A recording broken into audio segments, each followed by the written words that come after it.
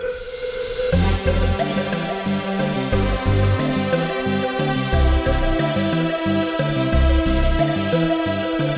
everyone, I'm Cody. And I'm Brent. And we are the Hugonauts, here to review the best science fiction books of all time, or Hugo Award winners. Today, we're going to start with number 1, which is Dune by Frank Herbert. You know it, you may like it. Yeah, quick interjection. Number 1, because it was the first book to win the Hugo, not because it is the best. We're going to talk about that. So Correct. Dune is, yes. Yeah. So Dune is about these two feuding families in it's a space opera set in the far future, and individual families control entire planets. And so the Atreides are good guys, have been assigned control over Arrakis, this desert planet that produces spice, the most important thing in the galaxy. It's a drug, makes you feel great, but it also lets you pilot starships. So it's super important. And it's been taken away from the Harkonnens, our bad guys. They want it back.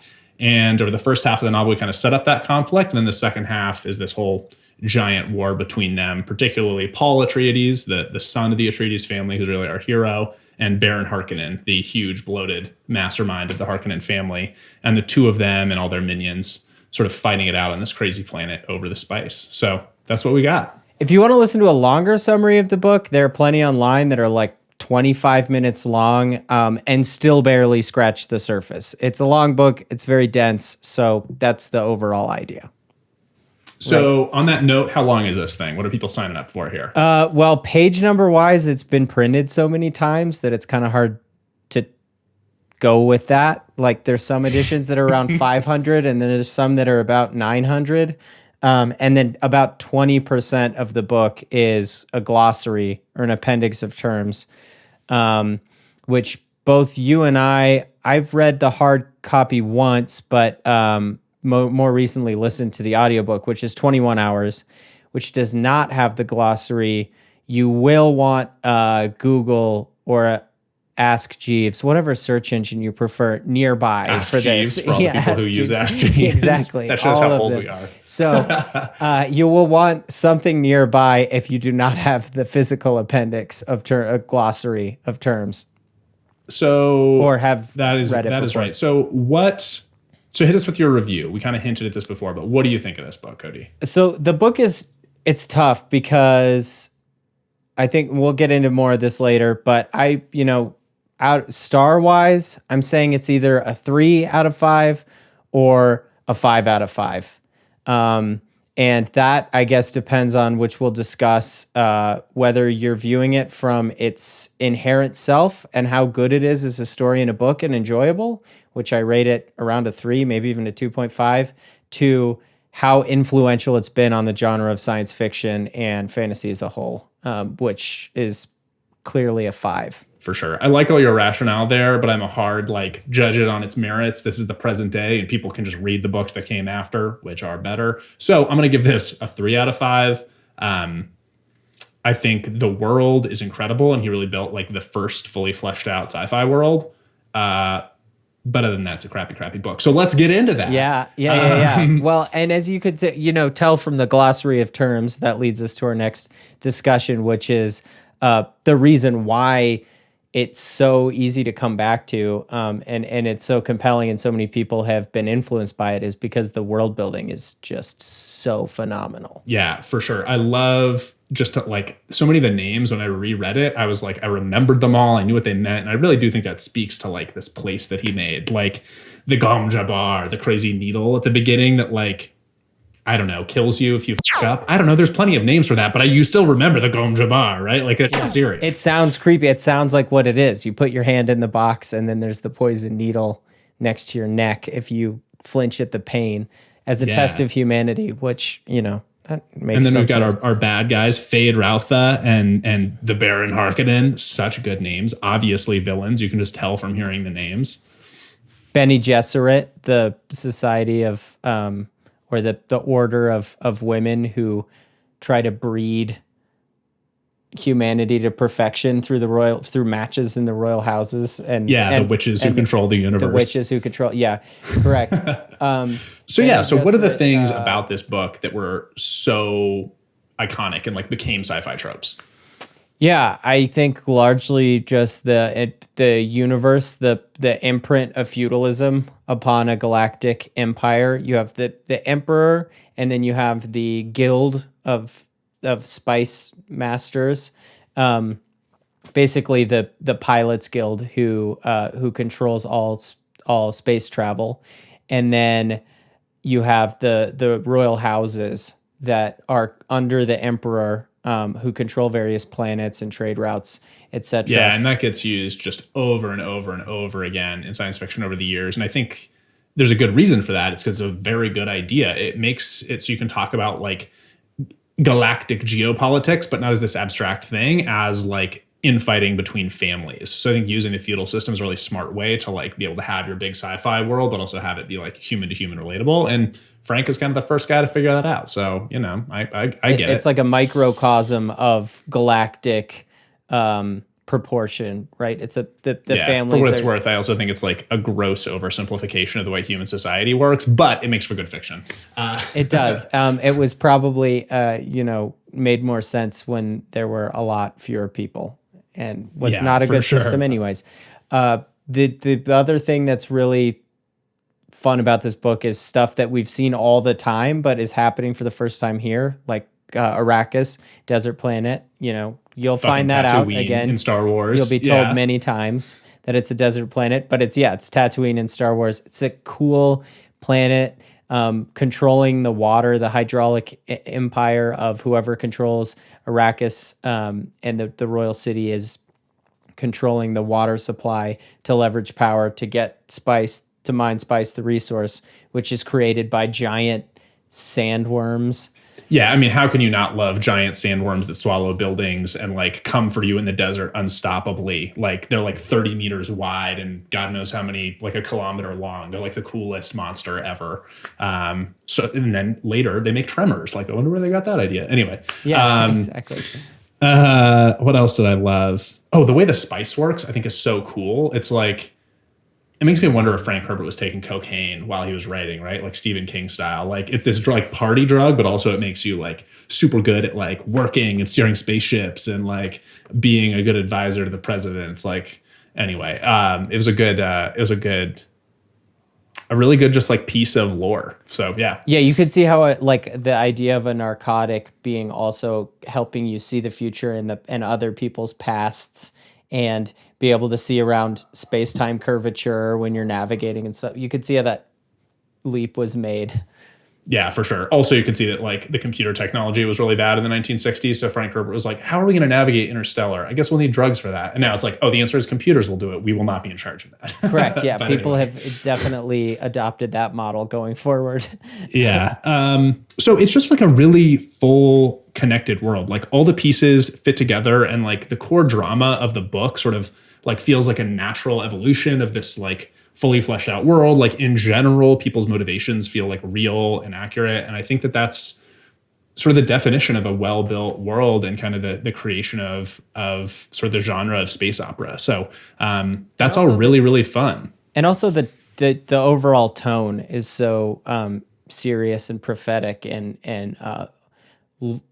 the implications are so large within the framework of the story that it has this feel of an epic. It is an epic. For sure. So that's a lot of, we love the world, but neither of us really actually But here's liked it. the Yeah. thing. Here's the thing. And, other people I've talked to recently, because, the movie's dropping, have agreed with me. And we all feel a little bit like scared to say it because it's Dune. You're not really allowed to trash talk Dune, but we're gonna do that because it's not that good. Every time I revisit it, I'm like, all right, But it yeah, could make Dune. for a great movie. Yeah, Let's get into that. I know. It could make for a great It movie really if could. if they do not do the following things that Frank Herbert did.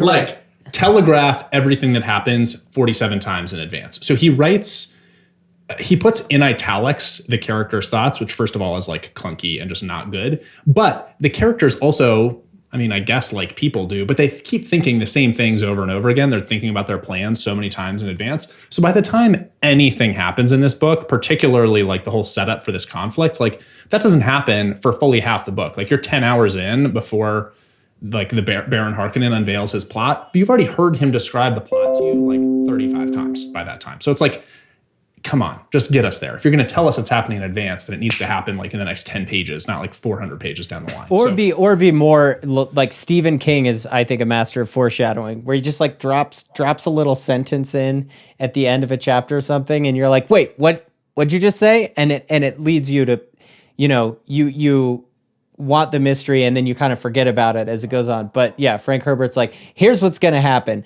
but not for a while. But I'll tell you again many times that it's going to before it happens. Just you're going to know what's happening. Spoiler alert. Yep. The other big one, obviously, we talk about this. We're going to talk about this with a lot of these books because old science fiction really does not hold up a lot of times to modern sensibilities. Big one here, in the isms, big ones here being sexism and homophobia. We have women are just super traditional gender roles. The women are the givers, and the men take, and they all fit various stereotypical gender roles. And the one man ever in the universe who can think like a woman will be like a messiah that can lead people. And it's like, Frank, like, the women don't have to be in the kitchen anymore, and man. And they're either super giving. The women are either super giving, or they are the Bene Gesserit. They're literal witches, whose only way to power is by conniving behind the scenes to like breed, to force people to breed together to have their genetic way with humanity. And there's like not a good look. The Fremen, the way that they, They have these knife fights to the death to decide things in society. One of the things being, if there's a competition over a woman. No, it's not even that. It's an afterthought. They knife fight over anything they want, and then one of the things that happens if you kill the other guy is you get to take all his wives. They're not even fighting over the women. They're like fighting over something else. And then it's like, as long as you've murdered. Part of the property that is inherited by the victor of the fight. Yes. Right. Yeah. Yeah. And they're like the saviors of the universe. The Fremen are like going to save the universe, and women are property for them. So that's not great. And then you have Baron Harkonnen, who part of him, he really likes young men, boys to men, not the band. I don't know if he's a fan of Boys to Men, but he likes young boys or adolescent boys, and he's really creepy about it, but which would maybe be okay if the villain was, but it's not the fact that they're young boys. It's the fact that he's gay. Yeah, he's the only gay guy, and that is bad. Herbert is using his gayness as a way of vilifying him. Yes, which is not good. Yeah. Okay. So moving on from the cringe factor, the dialogue is not pliant. Is it, Brent? It is the opposite. No one has ever talked the way that these people talk. It's just, I mean, I don't know what to say about it other than it's very, very bad. Anyone who's read Dune would know what with us. This is not how people talk. Right. And then sort of an extension of what we were talking about earlier with telegraphing everything. But the intro to this book, like when I reread it recently, I was like, oh, it's cool. They're fighting on this desert planet with the sandworms. No, that doesn't happen until like 60% of the way through the book. Yeah. The first 60% of it is, the first 60% is the telegraphed buildup. The form of this book overall is off, right? Because the first 60% is the telegraphed buildup, and that's the best part. Like not only is it all the buildup, but that's why we talk about the world building being so incredible, because that's also ends up being the best part, because the second and third part of the book just kind of stair steps down in quality. So this is interesting because I actually like the middle the most, and so this is maybe like between the two of us, maybe like if we each liked the stuff the other person likes, maybe we'd get to like 4 stars or something. Because I actually like the part where he starts hanging out with the Fremen after Baron Harkonnen pulls off his plot, and we're starting to learn more about the worms and the way like the ecology of Arrakis works. I think that part's really cool. What we can all agree on is that the end is very, very bad. It's so yeah. Okay. Well, we'll have the knife fight to the death later and then decide. But the issue at the end, I felt this kind of the same in the middle. Like the characters change so much from part to part. We leap forward in time a little bit, which makes sense, but they feel like different people and you don't get to see that develop. And then also at the end, there's a lot of introduction of new characters like Paul's, just no time to develop. Yeah. Little sister who just don't have any time to develop and then participate in very major plot points, especially in the climax. And you're just like, wait, that's who does that? I don't even, who is this again? Let's look at the glossary. Let's ask Jeeves because he knows. And so I do feel like it gets really sped up at the end, and you have all this world building and all this expectation, and then this long middle section, and then you're just like, and this and this and this and this and this, and then it's over. For sure. So the pacing doesn't feel right. Yeah. So why? So there's some things we liked. There's some things we didn't. We didn't. It might feel like the answer is in there, but like why is this a defining book of sci-fi? Why has everyone read Dune? Right. So I think I like to compare it to Lord of the Rings. In people I might get, killed for this too. But Lord of the Rings, obviously one of fantasy's greatest epics, and a lot of what fantasy is built on Lord of the Rings.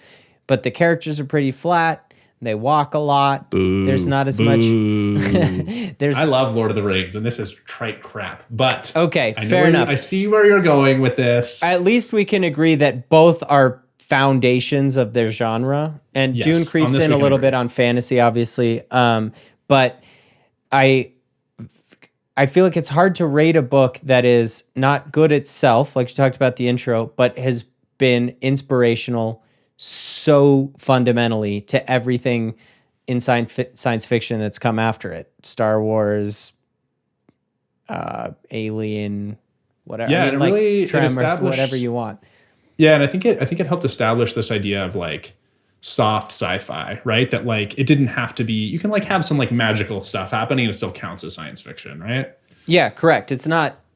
It's magical, and also like you don't have to describe. It's not about the technology and what are the ethical or moral, implications of new technologies on humanity. It's just imposing human morals on a different set of circumstances. This happens to be in the future. You're not worried about how the spaceships work. You're not worried about how the cities are built. You're just what story does that allow you to tell? What does that tell us about what it means to be human? Right, yeah, for sure. The human morality in a different setting, which is in the future, which has obviously been done so well in many other stories since. So that's what gives me. So all of this though is what like gives me hope for this movie, and that it might actually be great because Denis Villeneuve is very talented, and if they can take the good parts of Dune, like this setting and this world, drop all the dialogue that Frank Herbert wrote and rewrite new dialogue that actually, builds up some tension and captures this like beautiful vision. Blade Runner 2049 was like super cinematic, and actually I think you could honestly just like color Dune just like that. But anyway, I think it gives me hope that Dune, the movie, might be great because the things about Dune that were so good are actually things that translate really well to the big screen. So we'll see. I'm cautiously optimistic. Yeah, me too. And the fact that Villeneuve gambled and went for just the first half without knowing if they had funding to do a movie that's the second half of the book is a smart move because it's too ambitious to do the whole thing at once.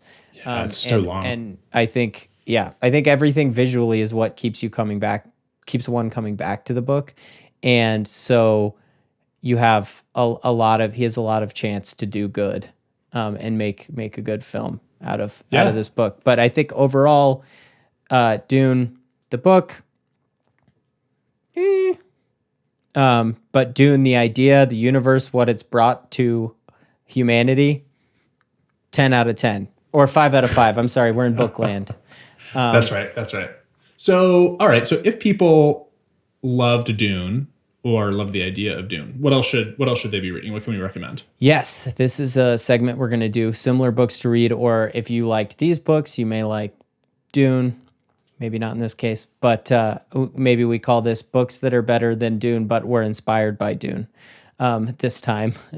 I think the first one I would suggest is a recent one. It's called The Void Trilogy by Peter F. Hamilton. Very similar science fiction, fantasy blending, and just as a very epic feel, but it's a lot more... it's a lot more complex. It's got a lot more going on with the politics and the ideas, and there is a lot more technology in this one. So it's a modern day space opera that has that scale. For sure. I will go with, for my first one, I'm going to go with the Vorkosigan Saga by Louis McMaster Buchholz, which I read recently. And it's feudal society in space, which is why I think it's sort of like Dune. But the characters are just like so fun and engaging. It's actually pretty different in that way. But similarly, like technology is not at the core of those books. It's not really about technology at all. It's about people and their interactions. And frankly, it's so fun. They're just fun, great books. And I think the best example of like feudalism in space that I can think of. So that's one I highly, highly recommend. You have one more? Yeah, I do have one more. The other that I would mention is Ender's Game. I think Ender's Game is like if someone has not read any science fiction, I wouldn't recommend Dune. I would probably recommend Ender's Game. But I think it has like that similar foundational place in the canon. And, it's also about, at the end of the day, like teenagers saving the galaxy. So I think there's a reason like the most popular books of all time didn't follow that trope. I think it's just like, it's like the hero arc from like way back in mythology. And Dune has it with Paul Atreides, Harry Potter has it with Harry Potter, and Ender's Game has it with Ender. So I think it just speaks to so many people. So yeah, those are my two. Yeah, the monomyth looms large. And actually on Goodreads, I mean, the most definitive list we can find, but user voted of the top science fiction books, Ender's Game number 1, Dune number 2. So I think I agree with that, but I still just I wouldn't really recommend Dune, I guess. I'm not sure. Yeah, I see why it's that way. But, if you're scared, I think the end of the story is Dune obviously is inspired a lot, whatever. But, don't be scared to say in the science fiction crowd that you did not enjoy the book, because neither did we. So you have some friends here.